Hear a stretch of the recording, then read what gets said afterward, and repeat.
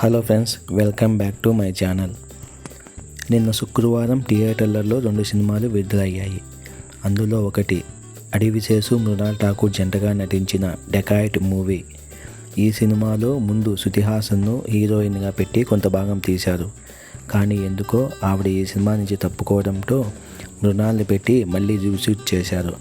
అందువలన ఈ cinema budget ఎక్కువగా 72 కోట్లు అయితే అయ్యింది.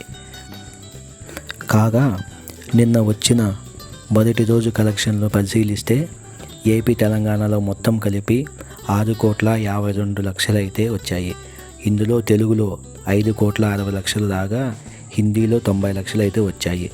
ఇక ఓవర్సీస్లో ఈ సినిమా మొత్తంగా 6 కోట్లను వసూలు చేసింది.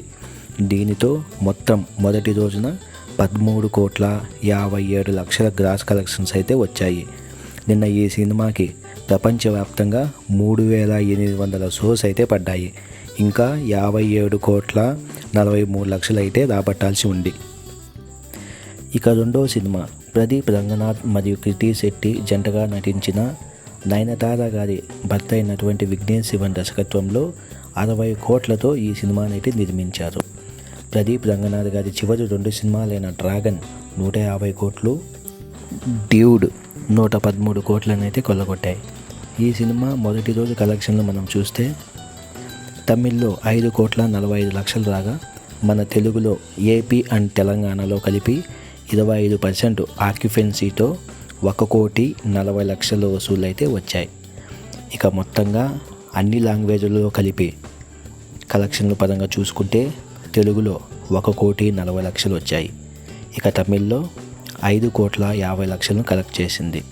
ఇక కర్ణాటకలో 68 లక్షలు, కేరళలో 15 లక్షలు, రెస్ట్ ఆఫ్ ఇండియాలో 10 లక్షలు, మొత్తం కలిపి అక్షరాల 7,93,00,000 వచ్చాయి. ఇంకా 52 కోట్లు రాబట్టాల్సి ఉంది. ఇది 2 సినిమాలకు వచ్చినటువంటి మొదటి రోజు collections. Please subscribe my channel.